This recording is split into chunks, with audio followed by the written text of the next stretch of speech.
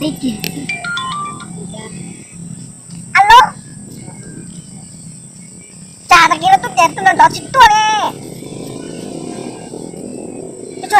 Cái chỗ tại sư phụ nó chế sư phụ nó mà lúa hơn lưới rồi. Chút thôi. Đi đâu nhá. Tính tính á. Thôi có đến chơi chưa?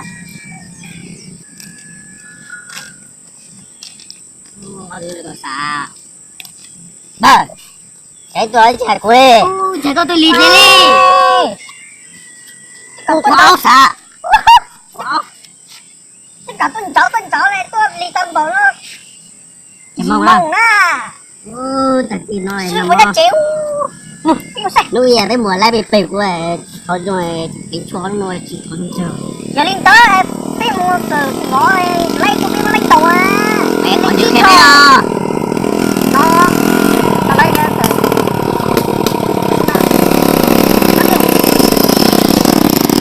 Nó lấy ra. Thì đã rút ra thì ha. Bây giờ xưa xưa có từ cái trường America nó. Ui mà. Chắc thì có hay á. Nó cái cởi nó đi đầu đi cũng cảm thấy cái đó. Nó thì bị mù xí là. Mù cái mù. Nuôi à lại bể mót mù rồi mù có một quẩy mù lại bể rồi.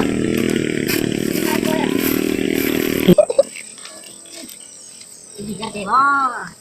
Đấy, phải lúc chéo nó á. Vừa là. Chứ phải lúc chéo nó. Chứ không, cô ở nào. Vậy, cái nhà đâu? Cái được quá. Là. Pili.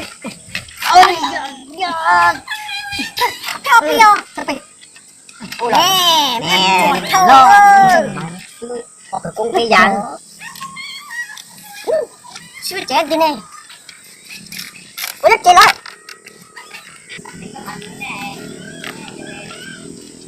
Sư phụ nhỏ ha.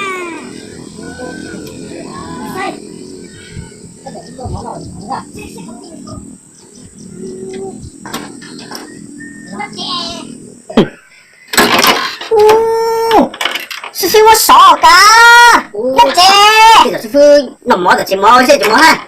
Một bay đó Nó sợ thế đâu.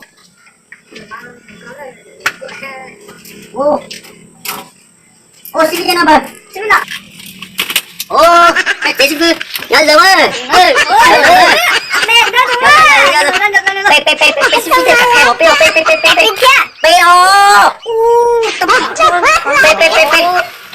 Một lát rồi. Cái rồi đi là. Vừa nè, anh mến. Đấy à. Bây giờ thằng nhỏ đi tuần sẽ mua hả chiều. Sư phụ. Đấy rồi. Mình chỉ tịch tôi nó. Rồi cơ. Cho khó luôn.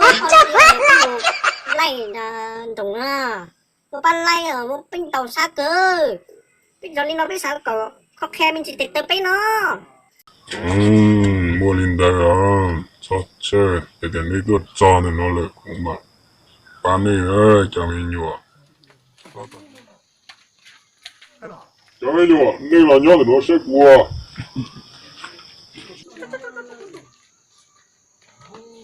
Đã đi rồi, đi xuống chuẩn bị.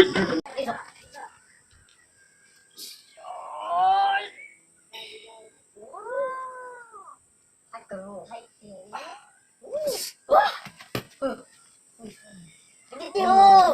Chứ ai chẳng tiêu nó được cái tiêu. Nó mà lấy chết ta rồi. Nó.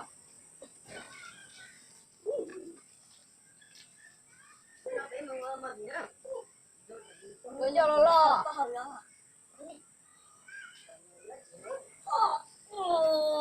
Cho nó nè. Buông mặt ra đi.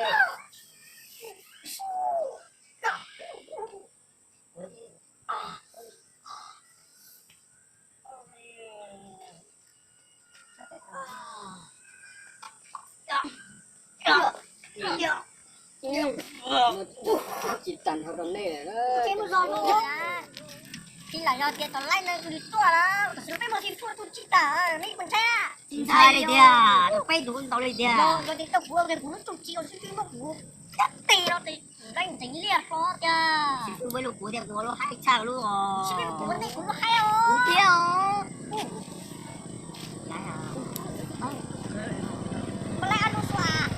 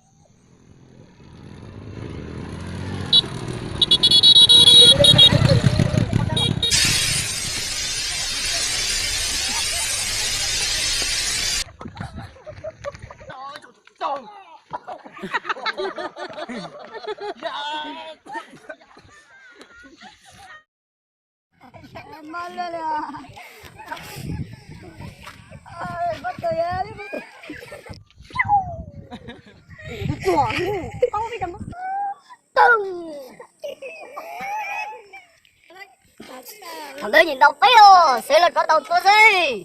Sướng à? Tôi chịu thua.